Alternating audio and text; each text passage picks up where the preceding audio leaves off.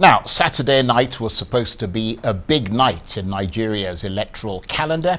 It was the night of the presidential debate in which the incumbent Muhammadu Buhari, who's running for a second term, and four other challengers, including the candidate for the main opposition PDP, Atiku-Abubakar, had been invited to sell themselves to voters across Nigeria. But the two main candidates, the two people seen as the front runners, didn't turn up. So the debate proceeded with Obi Ezekwesili of the Allied Congress Party of Nigeria, Fela Duratoye of the Alliance of New Nigeria, and Kingsley Moalu of the Young Progressive Party. Meanwhile, the government turned the vitriol on Atiku-Abubakar while he was on a high-level visit to the United States. The Information Minister, Lai Mohammed, accused Mr. Atiku of involvement in the collapse of Bank PHB and of benefiting from a slush fund in 2009 to the tune of 156 million naira, warning that Mr. Atiku would have questions to answer about how this contributed to the failure of the bank. Well, in a moment, we'll have reaction to all this from Mr. Atiku's spokesman and head of his media office, Paul Ibe. But first, should Mr. Atiku be worried about Mr. Mohammed's pronouncements regarding the collapse of Bank PHB? Could the government take action against Mr. Atiku by ordering his arrest and detention? Well, for more on this, let's cross over now to our Lagos studios and speak to the managing director of Arise TV Africa and former editor and group executive director of This Day newspaper, Ijeoma Nwogwugwu, who for many years was the paper's highly respected group business editor. And good to talk with you, Ijeoma. First of all, set the stage for us. What are the origins of Bank PHB and how is it linked to Atiku-Abubakar? Because I understand that it came into existence after the merger of Platinum Bank and Habib Bank, one of which had Mr. Atiku as a shareholder. The federal government today has come to the conclusion that the former vice president took a loan or an overdraft. An overdraft is a short-term loan. Took how a short-term loan of 156 million naira could have led to the collapse of the bank. If you recall what the Minister of Information said last week Friday when he had a press conference on this issue, he first referred to a slush fund. So there has to be clarity, first and foremost, from the Information Minister as to whether there was a slush fund that Bank PHB or its management set up for the purpose of diverting or paying certain individuals in or outside government. So they refer to a slush fund on the one hand, and on the other hand, they refer to an overdraft.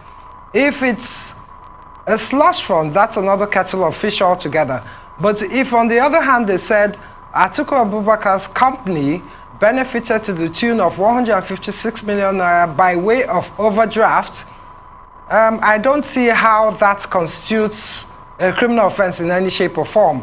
I've always said, and I wrote about it repeatedly, I recall in 2000 and 2009, a series of articles that we cannot criminalize bad debtors. So even if Atiku-Abubakar took an overdraft of 156 million naira at the time and he has not repaid it to debt, it is the responsibility of the bank, which is no longer in existence, but it does have a successor company, which is Keystone Bank, to take Atiku-Abubakar to court and recover its funds, recover its money from the former vice president. That's very interesting, and I'm sure a lot of people really had no idea about these things. So it's quite good that you're explaining it to us as clearly and as lucidly as you are. And of course, your sound has improved considerably now, so we're hearing you a lot better. The other question, Ijeoma, is how is it that these people are able to gain access to Citizens Bank accounts? I mean, we have to, the case, for instance, of an NGO talking about the accounts of the Chief Justice of Nigeria. And now we've got the Minister of Information talking about Atiku Abubakar's accounts. I mean, does that not contravene, and pardon my ignorance, but does that not contravene banking regulations which say that no bank can divulge details of somebody's bank account without the order of a court? Certainly, Charles. I'd like to put a proper perspective on this.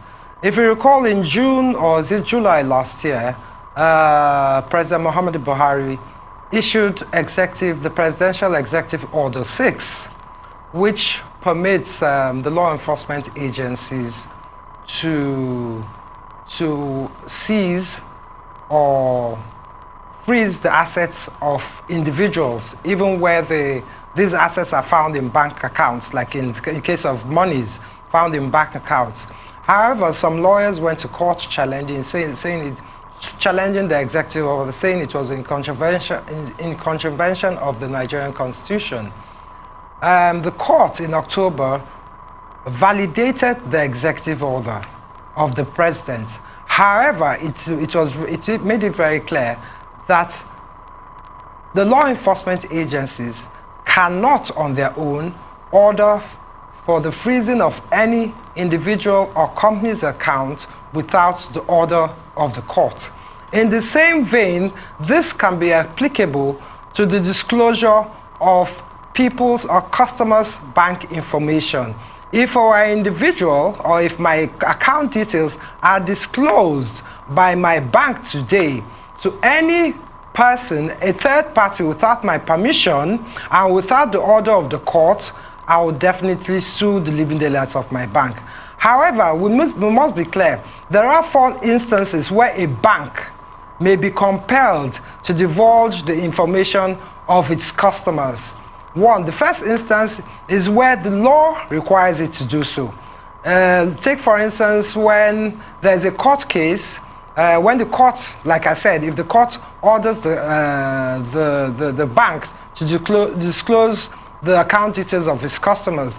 Also, in instances where the Federal Inland Revenue Service has to have access to your account details in order to determine whether you're paying the right taxes or not.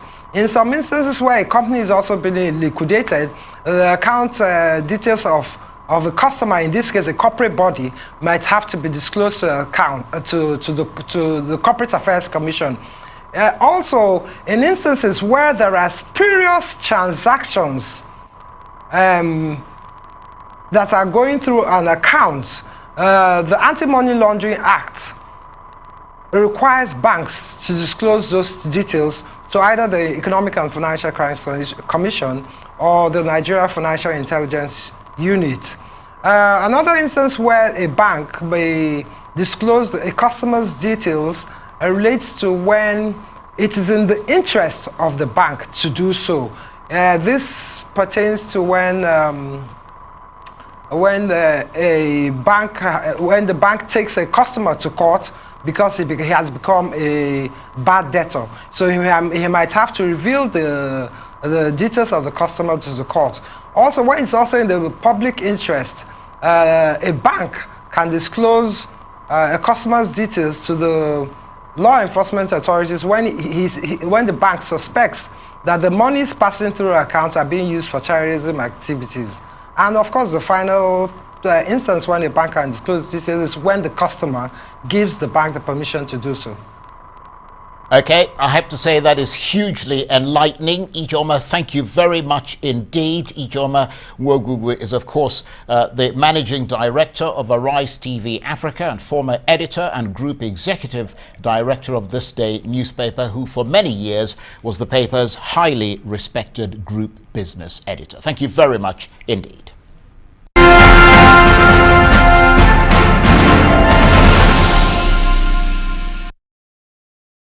And you're watching Nigeria 2019. And as you know, Mr. Atiku returned from the United States at the weekend, fresh from a high-level trip to the United States, a country that the ruling APC party had said he would not be allowed to enter. But of course, as you heard there, while he was away, the government laid another charge on him relating to the collapse of Bank PHB. And on his return, he drew angry reactions from many Nigerians for failing to attend a hugely anticipated presidential debate.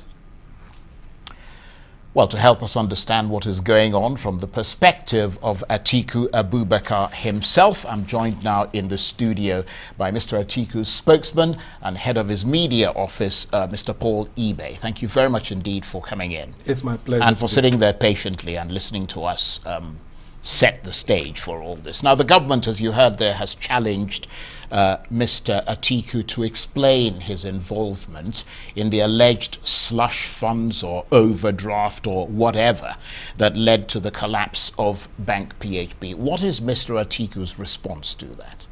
Thank you very much. His Excellency Atiku Abubakar is waiting, for the government or whatever agency of government that is responsible for this to, present him with, the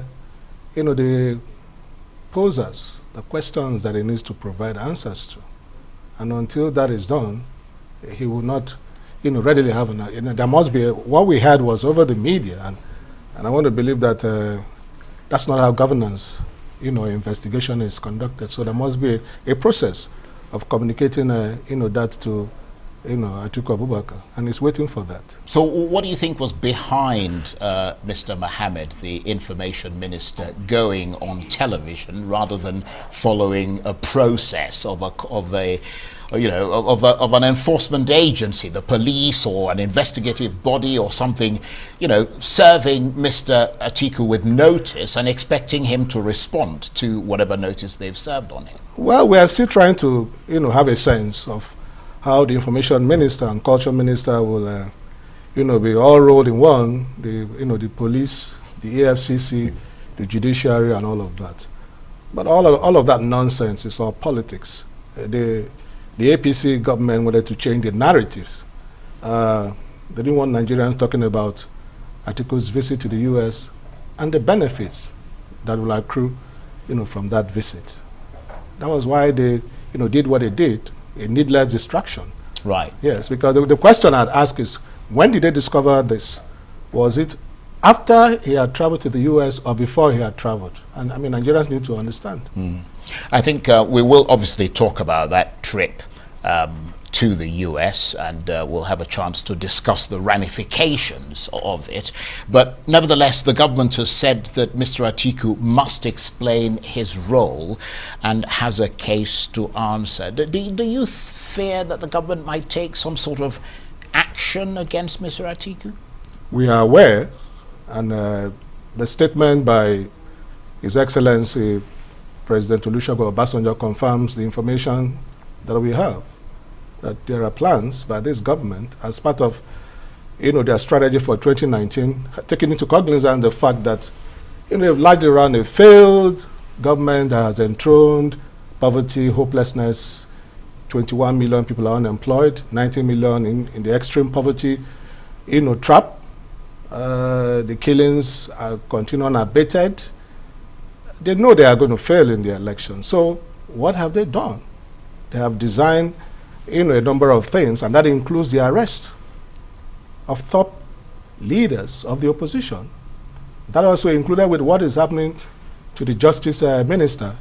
You mean the Chief Justice? That's right, the Chief Justice of Nigeria. Before then, we had, the attempts to, to force out the Amnesty International and UNICEF, which was rather silly of them, considering the huge role these agencies, play, in our lives. So.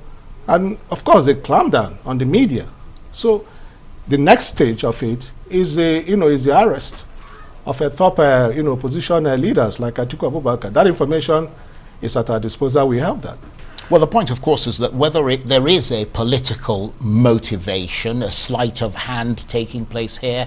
I mean, in the case of the Chief Justice, for example, I mean, you would have thought, although he's obviously innocent until proven guilty, but I mean, you would have thought that he would be aware, as the Chief Justice of Nigeria, head of the judiciary, that, I mean, you've got to, you have to file your give your asset declaration and be honest in your declaration of assets. And again, I'm not implying that he wasn't, but I'm saying that the charges being laid against him seem to suggest that he was erroneous or forgetful or something in his filing of that application. I wouldn't speak for the Chief Justice. I don't have response. I don't have the mandate to Yeah, but speak what for I'm saying him. is that it gives ammunition, even if there is a political motivation. There has to be something there for there to be political, what is important, for somebody to take advantage What of is it. important is that there has to be a process. Even if the allegations that are made, there has to be a due process. You must follow the due process. And that's what we're saying. The due process has not been followed. They just want to, ramrod, have their way. The strategy is to have a change of guard at the top level of the judiciary, and because of the fact they fear that elections will probably get up to the Supreme Court, so they want somebody pliable. Well, that's purely speculative, of course. Well, it is the character of this administration, and we've seen it play out over and over again. Well, we've seen it with the case of the INEC, Bruha. We've seen that in a number of instances.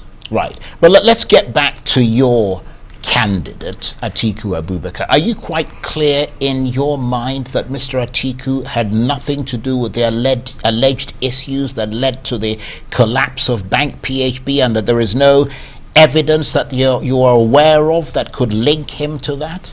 I can tell you for free that it's all politics. There is nothing to it. Nothing to the allegations.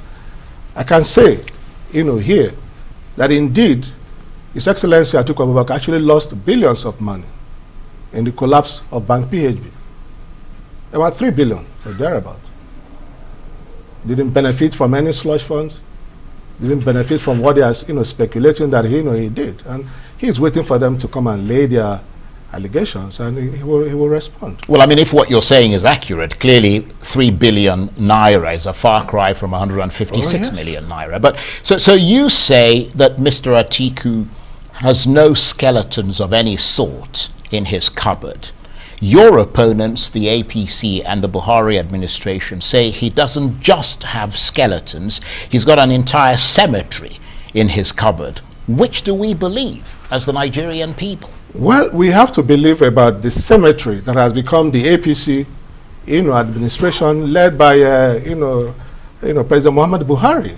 I mean, we are all living witnesses to the Babacha Lawal case. I mean, we've seen the NNPC, we've seen, so many instances of corruption, what is playing out in Kano State, and in all the allegations. And just recently, in one of their campaigns in Warri, I believe, the chairman of the party did say, and I quote, that once you cross over to the APC, your sins are claimed. Well, in fairness to them, they did come out, the vice president just come out to say that Babacha Lawal will be prosecuted. Well, that's an afterthought. And that is also political. Yeah, but that may be due to what you are asking which is due process. How long has it taken? The process of the law takes a long time. The Babacha case started last year. There was a Senate committee. There was even a presidential committee that was set up. And indicted, it was headed by, I think the vice president. And he was indicted. So one would think that the next thing to do is to charge him to court. But that didn't happen. But all of a sudden they wake up, one day and they file, charges against the Chief Justice of Nigeria. Pronto. It shows clearly that, the anti-corruption war is actually a war against the opposition. Of course, the Bank PHB issue came to the fore whilst Mr. Atiku was in the United States on a trip that the government had tried and failed to stop. Why was it necessary for Mr. Atiku to visit the United States and to make such a big deal out of the trip? Well, Atiku Abubakar did say over and over again that he applied for a visa. I mean, it was this government that made it an issue. It It's never going to be an issue. A private citizen traveling all over the country, wherever he wants to go. He's been everywhere. Well, in fairness to this government, it started long before they came into office. I mean, Yes, it started with Mr. Atiku's principal, Obasanjo himself. He was the one who brought all this to the fore. No, but he didn't say. This administration did say, and the spokesperson of the APC campaign did say that there was a sealed indictment waiting for Atiku Abubakar in the United States. Yeah, but even Obasanjo himself, he kept saying, well, let him try and go to the United States. We're talking about what is recent. The most recent was what was said by Festus Keyamo. And, I mean, we saw the indictment unsealed when Atiku Abubakar traveled to the U.S. with the meetings that he had with members of the Congress, with the meetings that he had with the U.S. Chamber of Commerce, with the meetings he had with the State Department, the U.S. Institute of Peace, with the business community, with Nigerians in diaspora. Maybe that was the sealed indictment that he spoke to. Yeah, but did your heart do a little bit of a flip-flop when he was walking through immigration in America? Did you, for 1 minute, think, oh dear, I was never under any doubt about the fact that there was nothing, because I've worked with him for about 10 years, and there was nothing. I mean, we spoke in private, and he did assure me, for the purpose of the job that I do, there was nothing against him. It was purely administrative. And when that time came to, to deal with that issue, it was dealt with. And then he traveled. And they were taken by surprise, and they wanted to, to douse, the euphoria, the benefits of that particular visit, and they came up with the Bank PHB. Right, and talking about benefits, having now succeeded in defying predictions of his arrest and successfully visiting the United States, what did that visit achieve? A lot. You see, when you're going to be the president of a country, especially a country as important as Nigeria, you need to be prepared. You need to have the network. Let me give you a background to the visit of Atiku to the U.S. Before he left, unemployment was 23.1%, 90 million people in extreme poverty, 4 million jobs were lost last year, more people are being killed every day. Nigeria is more divided than we have ever been since the Civil War. That was the background. And people are diverse in Procter & Gamble. A number of companies, GE, have left, pulled off their $2.5 billion dollar investment they're about to make. Atiku went there and met with them. He's been a vice president, and they know he's president. They know that he's a Democrat. They know that he's a business person. They know that he understands the essence of bringing investment that will bring jobs that will create opportunities and lead people out of poverty. They know that. They're also looking for where they will put their money into. And so that accounted for the meetings that he had under the framework of his jobs, opportunity being united, and security. He met with the State Department, to assure them of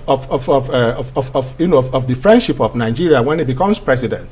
Even if you are looking for new friends, never forget old friendship and old alliances. That was what he tried to do, to reinforce, that friendship with America.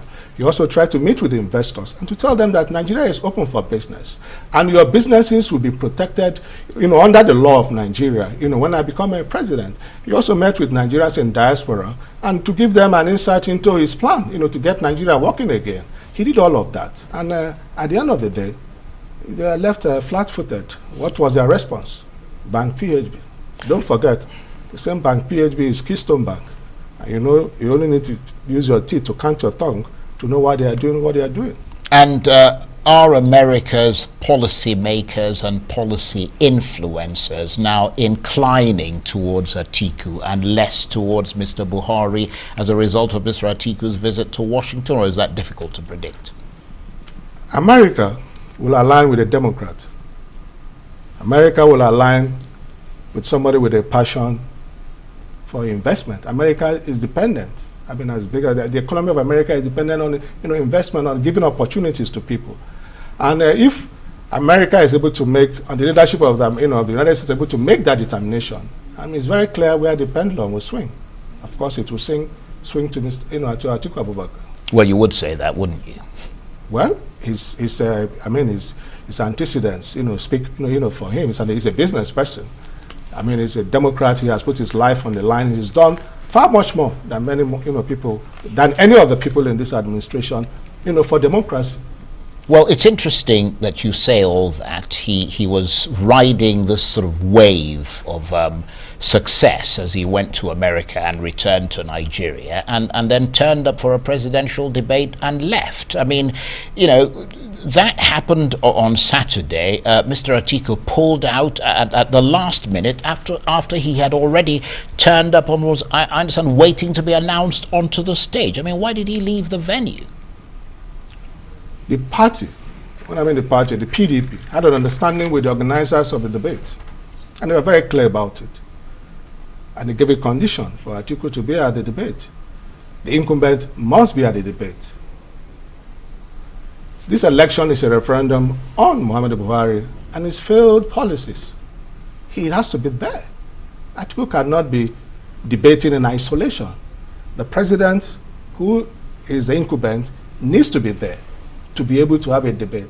But of course, we've seen that he didn't have anything to offer. He had nothing to offer.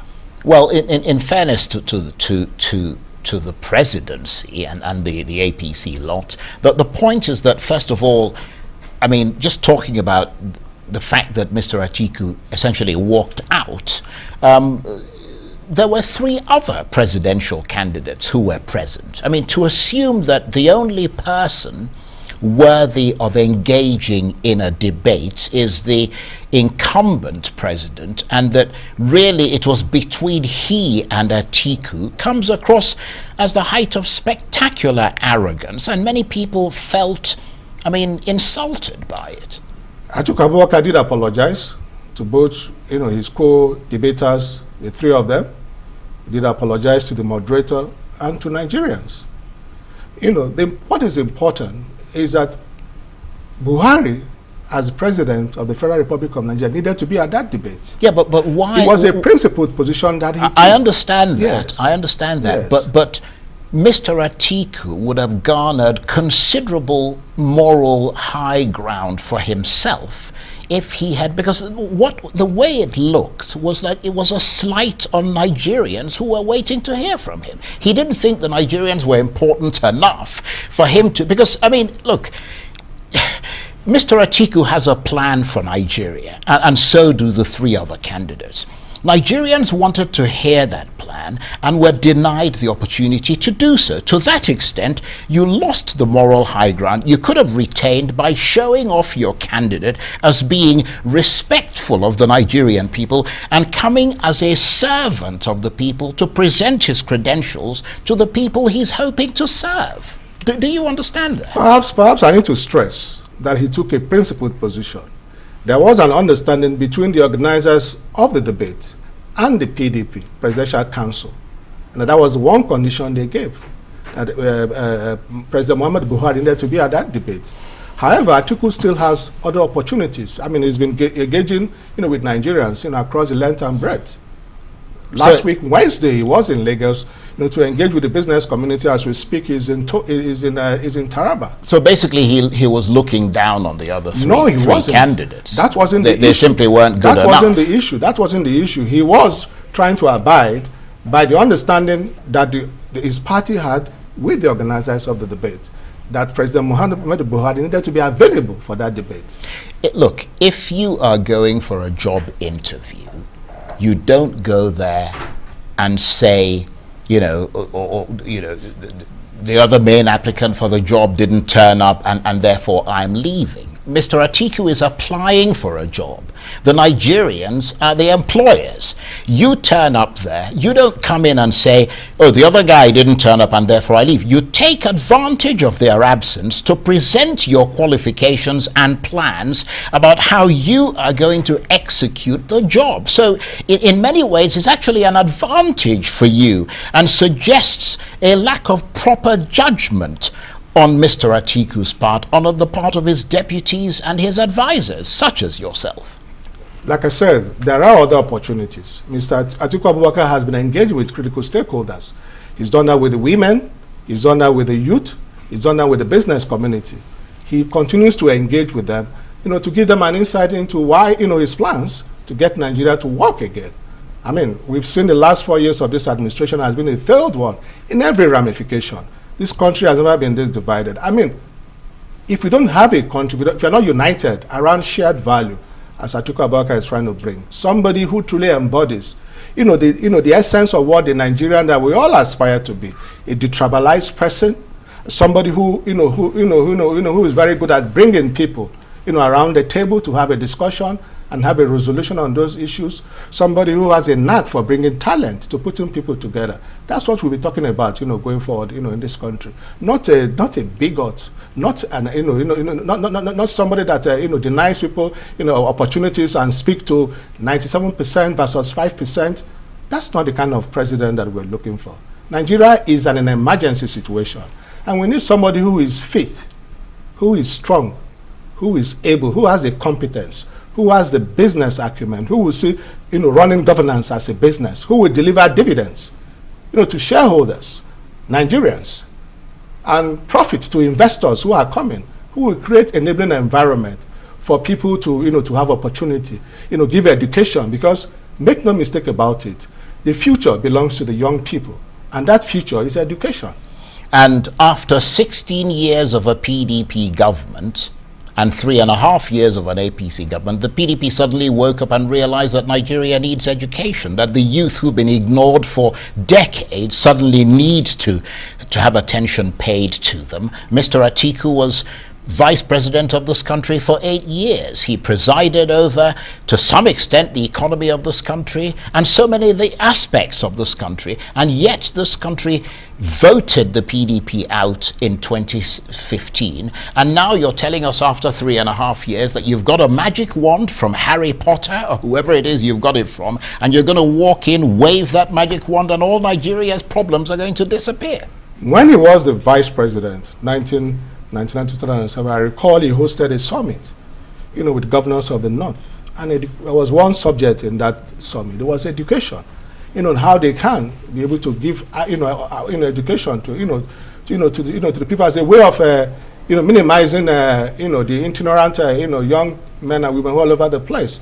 That day it was a responsibility, of those governors to take it to the next level. Let's also recall what, what he did under his watch as vice president, as chairman of the, as the head of the economic, team of the president. We saw growth at about 7%. We saw jobs being created. We saw diversification of the economy. The GSM telecommunication revolution that we have seen in this country were things that, that happened under his watch. And still the Nigerians voted the PDP out. But never mind that. Let's move forward because we're almost out of time.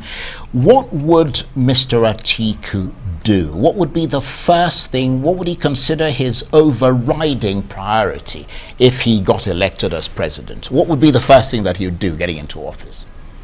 I think it's more like I said earlier. If there is no unity, there can be stability. Yeah, but you don't suddenly unite a country overnight. No, I'm saying practically, what's the first thing that he would do? You have to give people a sense of it. You have to run an inclusive. The first indication of that will be in his government. Right. How inclusive is it? And that will give people a sense of belonging. I say, yes, this is a guy that will do business with. Okay, I have to say, Mr. Paul Ibe, it's been a pleasure talking with you. Thank you very much. Mr. Paul Ibe is, of course, Mr. Atiku's spokesman and head of his media office. You're watching Nigeria, the road to 2019. Plenty more still ahead, including we'll hear from a top analyst, the Director General of the People's Democratic Institute, who will put all we've heard so far in objective perspective. We'll also get his assessment of who outgunned whom at this weekend's presidential debate. Stay with us.